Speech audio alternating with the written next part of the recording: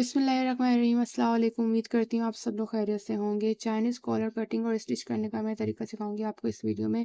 Shirt मैंने पहले से कटिंग कर ली थी, तो मेजरमेंट में आपको दिखा देती हूँ। 3 इंच की मैंने इसकी चौड़ाई ली थी गले की, और इसकी जो लंबाई है मैंने 7 इंच ली थी। उसके बाद मैंने जो इसकी टोटल लंबाई, यानी कि हमने कमर तक के रखनी है इसकी पट्टी, जो हमारी कॉलर की होगी यहाँ तक की आनी चाहिए हमारी पट्टी। आप 1 इंच और 1.5 इंच ज़्यादा भी रख सकते हैं, लेकिन इससे ज़्यादा नहीं रखा जाती, इतना इनफ है। तो हम इसकी जो बैक की कटिंग है वो हमने बिल्कुल आधे इंच से भी थोड़ी सी कम हमने इसकी गहराई पे कटिंग की है, ताकि हमारा शेप बहुत अच्छा सा है। रेस बुकरम मैंने पहले से कटिंग कर ली थी। इसकी जो चौड़ाई है वो मैंने 1 इंच ली है, जो इसकी लंबाई है मैंने 38 ली है। अगर आपको कमर तक की चाहिए तो इतना आपको रखना पड़ेगा। कमीज़ के बचे हुए कपड़े पे हम ये बुकरम चिपका लेंगे। इसके कपड़ा कम था तो हमने बैक साइड पे जोड़ लगेगा, लेकिन हमारे फ्रंट साइड पे जोड़ नहीं लगना चाहिए, इसलिए हम इसको इस्तेमाल करेंगे इस तरह से। आपने अच्छे से इसको आयरन कर लेना, जिस तरह से मैंने कर लिया है। अब हम इसको एक साइड से कट कर लेंगे, ताकि हम इस पे ग्लू लगाकर फिक्स कर सके पट्टी को कॉलर के लिए। अगर आपके पास कपड़ा कम हो तो आप बैक साइड पे जोड़ लगा लें, फ्रंट साइड पे जोड़ ना लगे। कोशिश करें कि आपका जोड़ फ्रंट साइड पे ना लगे। अब हम इसको ग्लू से जॉइन करेंगे अच्छे से, ताकि हम इसको आयरन करके फिक्स कर सके कॉलर के लिए। आपने सिर्फ एक साइड से इस तरह से जॉइन करना है, दोनों तरफ से नहीं करना है। एक तरफ से हम स्टिच करेंगे। ये हमारा फिक्स हो चुका है, जैसे कि आपको नज़र आ रहा होगा। अब हम इसको इस तरह से दूसरे कपड़े के साथ जॉइंट करेंगे। ये हमने एक्स्ट्रा कपड़ा लिया है जिसमें हमारा जॉइंट होगा बैक साइड पे, जैसे मैंने आपको पहले बताया था।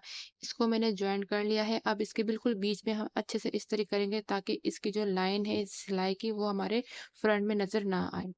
इसको हमने बीच में से इस्त्री करना है। अगर मैं इस पे जोड़ ना लगाती तो मैं इस्त्री ना करती बीच में से, इसको डायरेक्ट फोल्ड करके मैं आयरन कर लेती। लेकिन मैंने इसमें जॉइंट लगाया है, बीच में सिलाई आई है, तो हमें इसको बीच में अच्छे से इस्त्री करना होगा। मैंने अब इस्त्री कर लिया। अब इसको मैं बंद करके फोल्ड करके इसको अच्छे से दोबारा इस्त्री करूंगी, ताकि हमारी जो सिलाई है वो हमारी फ्रंट में ना नजर आए।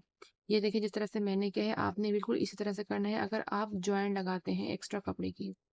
आधा इंच का गैप होना चाहिए हमारे कॉलर में, ताकि हम स्टिच कर सकें। अब इस तरह से पट्टी को दोनों को जॉइन कर लेना, ताकि इसका जो हमारा सेंटर है उसमें हम एक इंक्रीज बना सकें। अब इंक्रीज बनाने के लिए हमने आयरन को रखना है बीच में, और हल्के से प्रेस करना है, ताकि हमारी इसकी इंक्रीज बन जाए।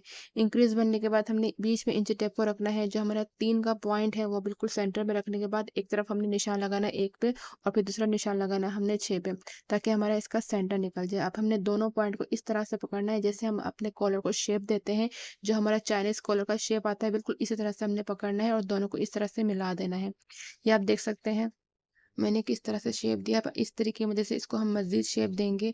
इसको हल्का-सा हम आड़ा करेंगे इस तरीके करते-करते, ताकि हमारा इसका प्रॉपर वी की तरह शेप आ जाए।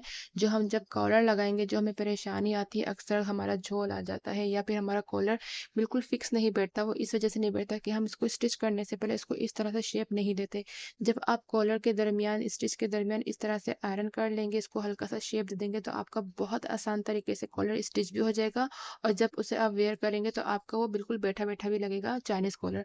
ये हमारा रेडी हो चुका है, हमने इसको शेप दे दिया। अब हम इसको स्टिच करेंगे। उससे पहले मैं आपको दिखा दूँ कि इसको इस तरह से हमें ऊपर रख के दिखा दूँ कि स्टिच करने के बाद बिल्कुल भी हल्की सी भी झोल नहीं आएगी।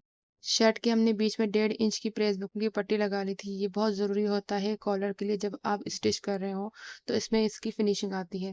अब हम इसको बीच में से हल्का सा कट कर लेंगे, और कट इस तरह से करना है जिस तरह से मैं कर रही हूँ। आपने बिल्कुल तिरछा कट नहीं करना, बिल्कुल हल्का सा साइड से कट करना है जिस तरह से मैं कर रही हूँ। हमने 1 इंच की बुकरम लगाई है, तो इसलिए हमने ज़्यादा कट नहीं करना। अगर हम ज़्यादा कट कर लेंगे तो वो हमारा साइड से कट हुआ हुआ नज़र आएगा।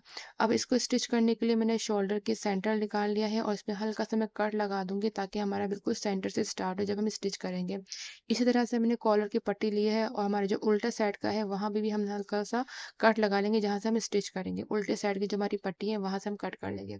अब हमने दोनों को इस तरह से कट को मिला देना है, और हमने यहाँ से स्टार्ट करना है इसकी स्टिचिंग।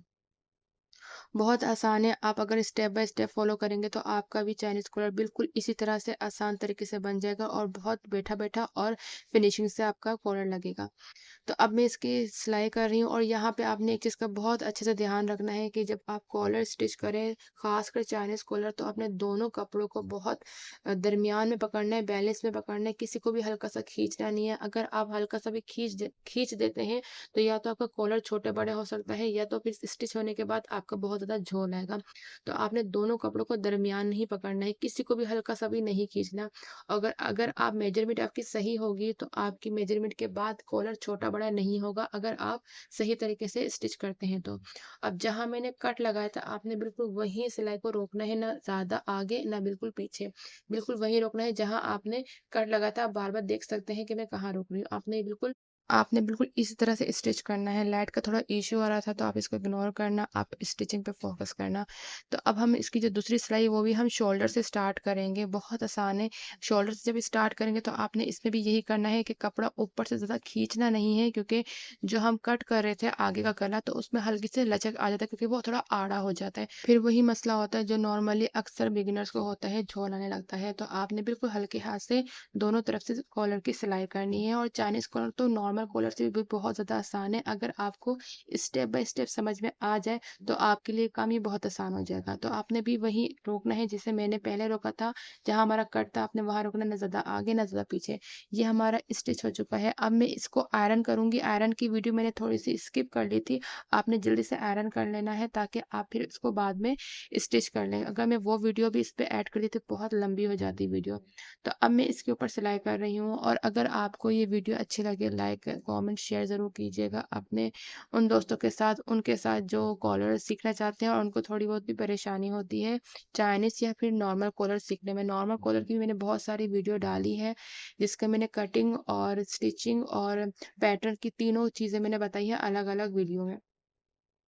उन सब की मैंने अलग-अलग वीडियो बनाई हैं।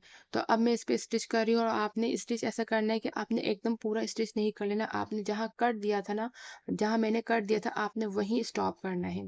क्योंकि ये हमारा लेफ्ट साइड है, तो हमने इसको यहीं अभी स्टॉप करना है। अब इसको हम ज़्यादा भी आगे नहीं सिएंगे। अब हमने इसको दूसरा कहाँ से सीना है, हमने दूसरा सीना है जहाँ हमने कट किया था, हमने वहाँ से स्टार्ट करना है। हमने शोल्डर से स्टार्ट नहीं करना, ठीक है? हमने अब इसको यहाँ से स्टार्ट करना है। आपने भी बिल्कुल इसी तरह से करना है। आप चाहे तो इसमें लेस भी लगा सकते हैं, सेंटर लेस भी लगा सकते हैं। और अगर आपको लेस लगाना नहीं आती चाइनीज़ कॉलर पे, तो मैंने उसकी भी वीडियो सेपरेट डाली भी है। अगर आप देखना चाहें तो देख सकते हैं। लाइट का बहुत इश्यू हो रहा था, क्योंकि सामने पर्दा लगा हुआ है और डायरेक्ट धूप पर्दे पे आ रही थी, तो पर्दे की रिफ्लेक्स की वजह से लाइट का थोड़ा-सा इस तरह से इश्यू आ रहा था, कभी डार्क हो रही थी और कभी लाइट। लेकिन ये कलर ये ग्रीन कलर है सूट का, जैसे मैंने आपको दिखाया। एंड में भी मैं पिक्चर दिखाऊँगी रूम के अंदर जाकर, तो आप देख सकते हैं कि इसका कलर ग्रीन है। तो ये हमारा स्टिच हो चुका है। अब मैं इसको हल्के से आयरन करूँगी। आपने भी आयरन करना है, बहुत ज़रूरी है। आयरन के बाद ही आप बाकी इसके स्टिच करने हैं। मैंने आयरन जल्दी से कर लिया था, आपने भी आयरन करने के बाद इसको 7 इंच में निशान लगाना है, उसके बाद इस पे स्टिच करना है। 7 से कम नहीं, वरना आपको ऊपर तक की ये झोल खाएगा। मैंने 7 इंच पे हल्का सा निशान लगा दिया था, उसके बाद मैं इस तरह से फ़ोल्ड कर रही हूँ। अच्छा, ये 2-3 तरीके से फ़ोल्ड होता है। एक तो होता है बिल्कुल पीछे हो जाता है फ़ोल्ड। ये तरीका भी मैंने सिखाया है, कभी मैं इस तरह से करती हूँ, कभी मैं उस तरह से करती हूँ। अगर आपको दूसरा तरीका सीखना है, तो आप उसकी तरीके की भी वीडियो भी मेरी मौजूद है यूट्यूब चैनल पे, आप चेक कर सकते हैं, देख सकते हैं। ये सिंपल कुर्ता था, तो मैं इसको इस तरह से स्टिच कर रही हूँ। और इसी तरह से आपने कॉर्नर बिल्कुल फिनिशिंग से स्टिच करना है, जैसे मैं कर रही हूँ। बस इसको पूरा स्टिच नहीं करना, बस हाफ करना है, क्योंकि मैं इसको एक साइड से स्टिच कर चुकी हूँ। ये हमारा डन हो चुका है। आप देख सकते हैं इसकी फिनिशिंग। उम्मीद करती हूँ आपको ये मेरा सिंपल चाइनीज़ कॉलर स्टिचिंग समझ में आया होगा। अगर आपको ये मेरी वीडियो अच्छी लगे, तो लाइक, कमेंट, शेयर और सब्सक्राइब करना मत भूलिएगा। Thank you for watching. अल्लाह हाफ़िज़।